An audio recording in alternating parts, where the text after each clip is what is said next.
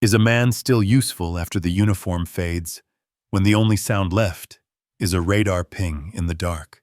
The hangar lights flickered, catching dust like snow drifting through a forgotten chapel of steel. They scoffed, said the old mechanic should have stayed retired, pressed out of the way by new rules and younger voices who'd never smelled solder or storm air. But when the coast was slammed by rain and the heartbeat on the radar went silent, he reached for a tarnished coin, the one that remembered him, and the whole room held its breath. Still quiet, men leave echoes too, and this one began on a cold morning when the radar spoke first. The hangar woke before the sun did. Inside the radar console pulsed in steady rhythm, ping, ping, ping, each note echoing against the aluminum ribs of the old coastal base. A single yellow bulb burned above, casting long lines of light across the floor, where oil stains told a lifetime of work. Frank Daly was already there, same as every morning. He wiped his hands with a rag darkened by years of service, his shoulders framed by the outline of an open hangar door. Outside, the November wind carried salt from the Atlantic. It was the start of Veterans Week, but here duty was just another shift. Then the sharp clap of boots broke the stillness. Captain Reeves entered uniform, crisp voice, clipped with authority. Who fixed this radar without clearance? No one spoke. Technicians froze at their stations, glances darting between the console and the officer. A moment ago they were proud of getting the system back online. Now they stood like schoolboys caught in the wrong room. Eli, the youngest intern, tried not to breathe too loud. His fingers hovered over a notebook filled with diagrams he barely understood. The question hung in the air like fog. Frank set down his wrench, slow and deliberate. He didn't look up. The service patch on his sleeve faded blue. The stitching, almost white from wear, caught the light for a moment before he rolled his sleeve back down. Reeves scanned the room again. Someone touched a restricted circuit. This unit was marked for inspection. Still silence. He let out a breath heavy with irritation. You people can't just tinker with classified systems. Do you even realize what could have happened? Frank turned slightly, his voice even soft as the hum of the radar. Yes, sir. Reeves narrowed his eyes. That's all you've got to say. Frank met his gaze for half a second, not in challenge but in quiet recognition of a man who didn't yet know what he didn't know. Then he picked up the rag again and wiped the same patch of metal that didn't need cleaning. No one dared move until the captain left the room. The air felt heavier after he was gone. Eli exhaled the sound too loud in the returning quiet. Frank finally spoke, not looking at anyone. Best get back to work, son. Eli nodded, unsure if it was forgiveness or an order. The radar pinged again, soft, certain, steady. Outside, a gull called against the wind. Inside, the hum of electricity filled the silence like memory itself. Still, no one answered. The meeting room was small, boxed in by white paint and a humming ceiling fan that spun too slow to matter. Morning light crept through the blinds, striping the long table where a stack of papers waited like a silent verdict. Captain Reeves stood at the head, his cap resting beside the attendance sheet. The air smelled of coffee that had gone cold hours ago. He didn't bother to sit. All right, he began tapping the pen against the clipboard. The radar came back online last night, which means someone ignored protocol. Whoever it was, step forward now. No one moved. The fan groaned above them. Eli sat 2 seats away from Frank, his eyes fixed on the floor. He could still feel the weight of the captain's anger from earlier that morning. The young intern's chest tightened. He thought of the signatures, the maintenance logs, the way Frank had been in the hangar late. His hand trembled slightly on the table. Reeves's voice sharpened. I'm not repeating myself. These systems are classified. Tampering with them without clearance is a federal issue. Someone here crossed a line. The seconds stretched. Then, in a voice barely above a whisper, Eli said, "He was there late, sir." A few heads turned toward Frank. The room seemed to shrink. Frank didn't even flinch. He just looked down at his calloused hands, then back at the captain. "It's fine, son," he said quietly. "I've seen worse storms." The words carried no bitterness, only a strange calm that felt heavier than anger. Captain Reeves exhaled through his nose. "So it was you?" Frank didn't answer. "Maintenance Chief Daly, you know the rules." Reeves flipped a page on his clipboard. Regulation 24. Unauthorized repair equals a breach of safety protocol. He was reading more to the room than to the man in front of him, like a teacher lecturing a class that already knew the lesson. Frank nodded once. "I know the rules, Captain. I just don't like watching good machines rust for paperwork." That earned him a glare. Rules exist for a reason. The pen struck the paper with a hard click as Reeves signed the incident report. The sound echoed longer than it should have.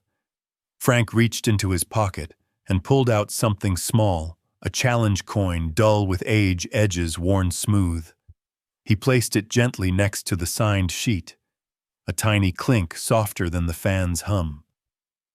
Eli blinked, recognizing the insignia stamped into the metal, an old Air Force Radar Division emblem. Its motto barely legible, "We see, so others may fly." For a moment nobody spoke. Reeves frowned. "What's that supposed to mean?" Frank shrugged. "Just an old habit, sir. When we messed up, we'd leave a coin instead of excuses." The captain didn't reply. He gathered the papers, the coin sitting untouched beside them. Eli's throat felt dry. He wanted to say something, to pull the words back into his mouth, but it was too late. Frank finally looked at him and offered a half smile, the kind a father gives when the lesson isn't anger, but patience. "Don't worry, son. Storms pass quicker than guilt." Eli dropped his gaze again. Reeves cleared his throat. Meeting adjourned. Chairs scraped the floor, papers rustled, and the fan kept turning as if it hadn't heard a thing. Frank stood last. As he moved toward the door, the captain's voice followed, measured and distant. Chief Daly Reeves said, not looking up, "You'll stay off the radar system until I review this report." Frank paused at the doorway, hand on the frame. "Whatever you need, sir." He left without another word. The hallway outside was cooler, the sound of the ocean just barely audible through the vents. He breathed in slow and steady. He'd been through worse storms indeed, just none quite this quiet. He was slammed by protocol, not by anger, but he didn't argue. The workshop at night felt like another world. The day shift noise had faded, leaving only the low murmur of the ocean outside and the faint hiss of an acetylene torch. A single lamp hung over Frank Daly's bench, its yellow glow spilling across gears cables and the bones of an old radar array waiting to breathe again. Eli hesitated at the doorway, cap in hand. The air smelled of salt and metal. "Sir?" Chief Daly, Frank, didn't turn. Sparks jumped from his torch, reflected in the lenses of his glasses. "Evening, son. Couldn't sleep, Eli's voice cracked. "I wanted to say, I shouldn't have said what I said today." Frank set the torch aside. The last spark died, leaving only the steady hum of the base power line. He wiped his hands on a rag and nodded toward a stool. "Sit. No need to hover like a ghost." Eli obeyed. The stool creaked. For a long moment they listened to the sea hitting the docks. Frank finally spoke. Back then, this radar saved pilots who never came home. He ran a hand across the curved metal shell like a man tracing an old scar. Machines remember kindness too. Treat 'em right, they forgive a lot. Eli looked at the corroded panels. How long have you been fixing these since before you were born? Frank smiled faintly. Long enough to learn that paperwork doesn't keep planes in the air. The younger man swallowed hard. Why didn't you tell the captain it was you? Frank leaned back the chair, groaning. Some storms don't need shouting, just fixing. Silence settled again, not awkward, just honest. Outside, thunder rolled somewhere over the bay. Frank reached into his pocket, pulled out the challenge coin that had sat beside the captain's report earlier that morning. He turned it once in his palm. The bronze caught the lamplight edges smooth from decades of use. He offered it across the bench. Here. Keep it till you learn why rules matter and when silence hurts. Eli hesitated. I don't deserve this. No one ever does. That's the point. Frank closed the kid's fingers around it. Just remember, son, the coin's not about doing it right. It's about caring enough to try again. A faint smile tugged at Eli's mouth. He tucked the coin into his pocket, as if it were fragile glass. I'll bring it back when I figure it out. I'll hold you to that. For a moment, neither spoke. The only sound was the soft ticking of the cooling metal. Lightning flashed far away, illuminating the radar dish through the open bay doors. Frank turned to look at it, his eyes reflecting the blue light. You know, he said quietly, people think machines don't feel, but they do in their way. They keep every handprint that ever fixed them. Eli followed his gaze. The radar loomed against the dark sky, silent, dignified, almost alive. He whispered, "It's beautiful." Frank chuckled. Ugly as sin, beautiful as truth. The waves struck the pier again, a slow rhythm that matched the steady beat of the workshop clock. Eli rose, ready to leave. Thank you, sir. Go on, get some rest. Frank picked up his wrench again.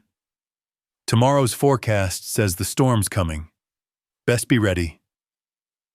Eli lingered one step longer.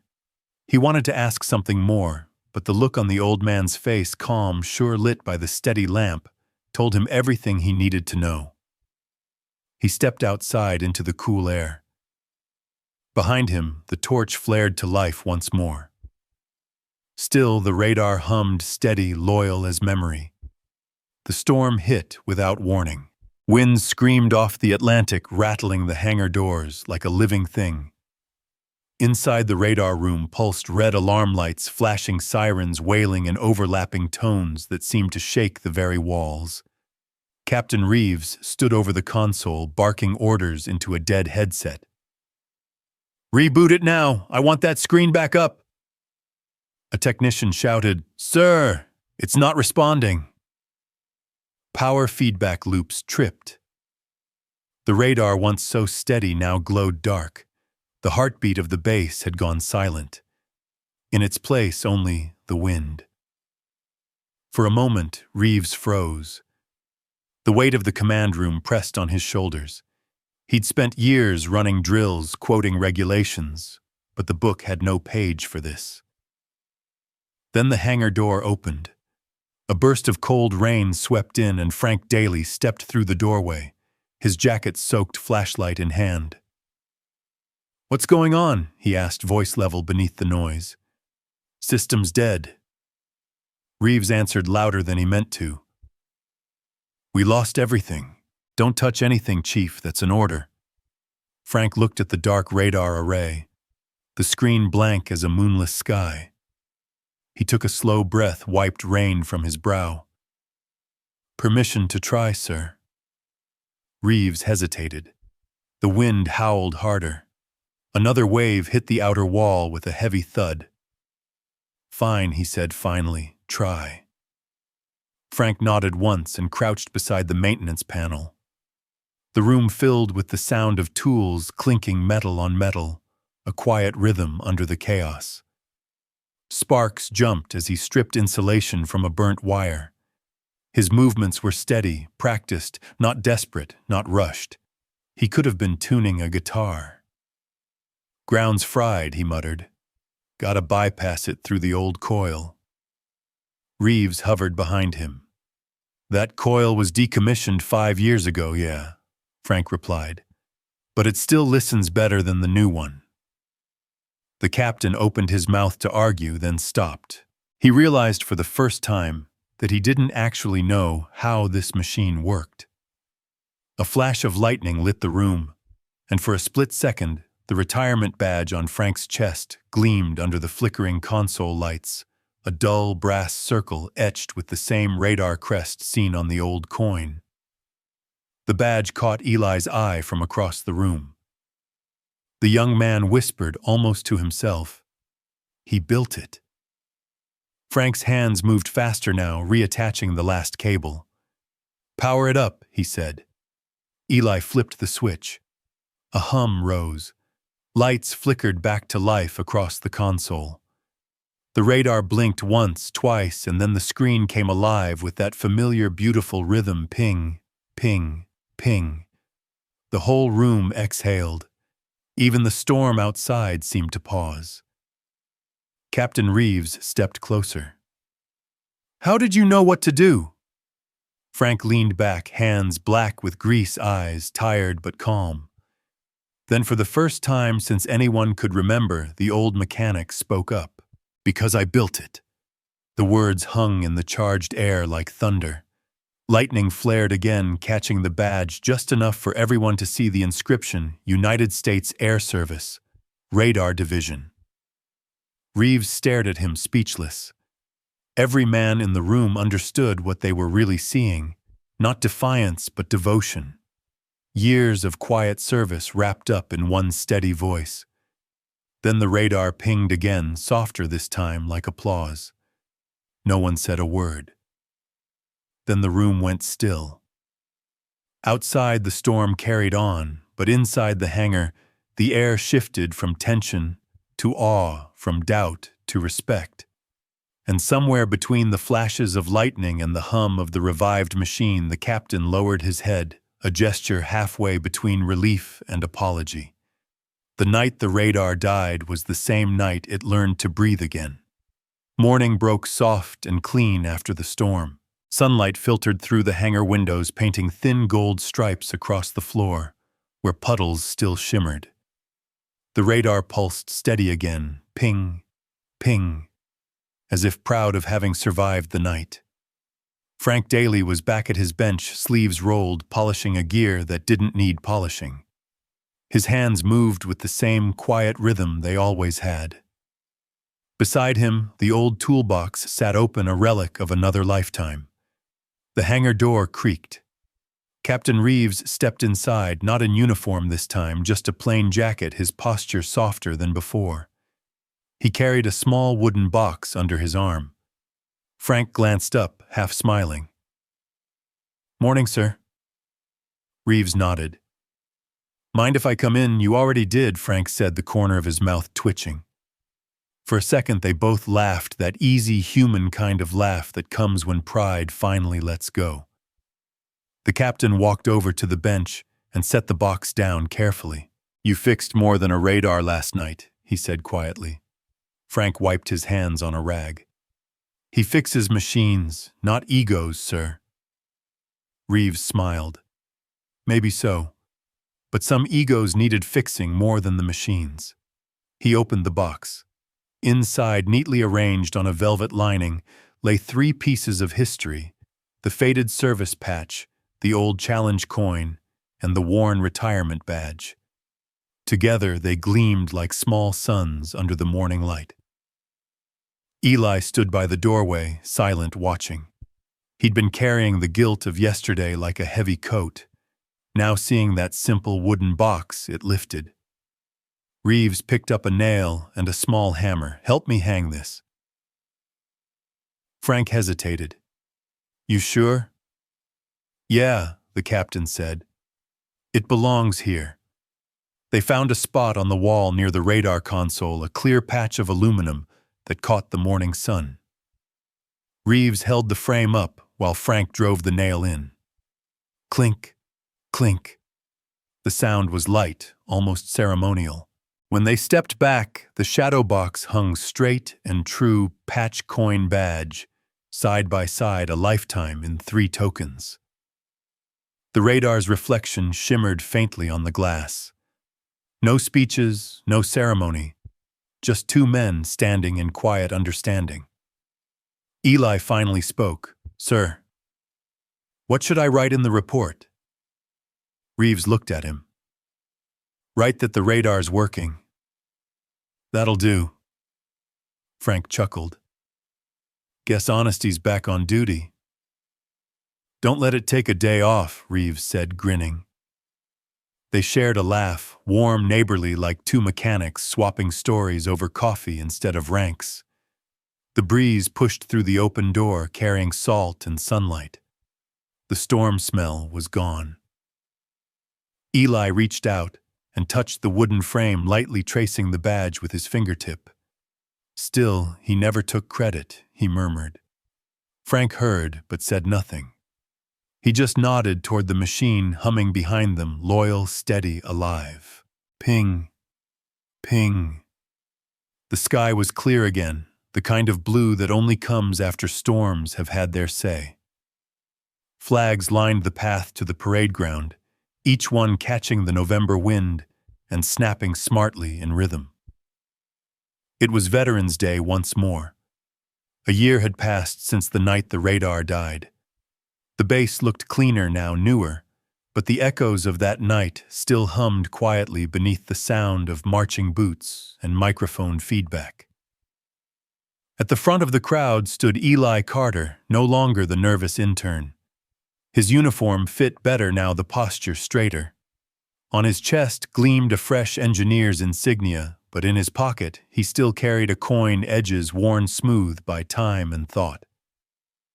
Captain Reeves approached the podium. His voice, broadcast through an old radio mic, carried over the gentle sound of waves beyond the fence. Today, he began, we honor those who kept us safe not just in the air, but right here on the ground. He paused, letting the quiet settle. The seagulls cried overhead. Some of them never raised their voices. Some didn't have to. He turned slightly toward the new plaque, fixed beside the radar control building.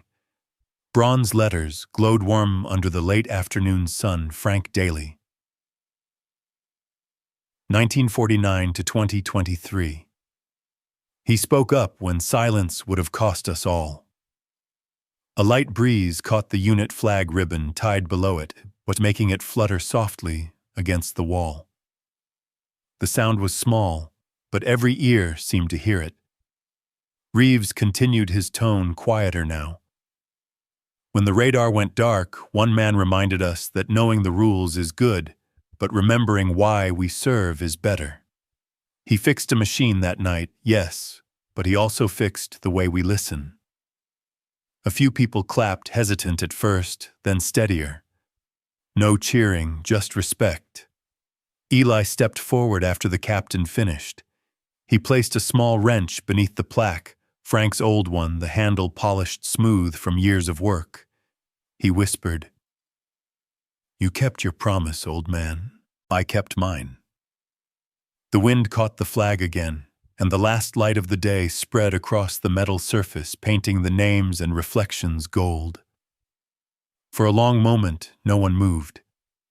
Then the radar dish on the hill began to rotate, slow and certain, its antenna sweeping the horizon like a watchful eye. A faint crackle of static hummed through the speakers, then a single, perfect tone, ping, ping, ping. Eli looked up, smiling. The sound was Memory Legacy heartbeat.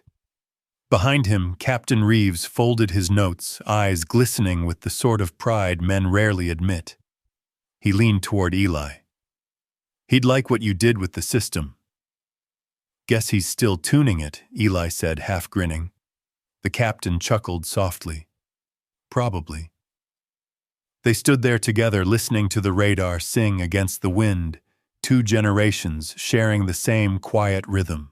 As the sun dipped low, the voiceover from the PA echoed softly across the base, the same line engraved on the plaque. He spoke up when silence would have cost us all. And then, after a breath's pause, the final words came through, gentle, human, sincere. If this story moved you, share it forward. The camera of memory lifted past the crowd, past the flag, past the shining plaque, to where the radar dish turned slowly against a flawless sky. Ping, ping. Static faded. The story stayed. The wind off the bay still carried a hint of salt and solder. At the base gate, the sunlight glanced off the new plaque, where his name shone between the flag's slow ripples and the radar's turning shadow. Still, the sound that filled the air wasn't ceremony. It was kindness made visible, a simple proof that silence can serve as clearly as speech. He had once said, "Machines remember kindness." Now the whole base did. Like a lamp in a winter window, his steadiness kept others from losing their way. Then the radar pinged again, steady and certain, its echo crossing the water like a heartbeat left behind. Eli smiled, tapping the coin in his pocket. Quietly, the captain's voice returned through the radio. He spoke up when silence would have cost us all.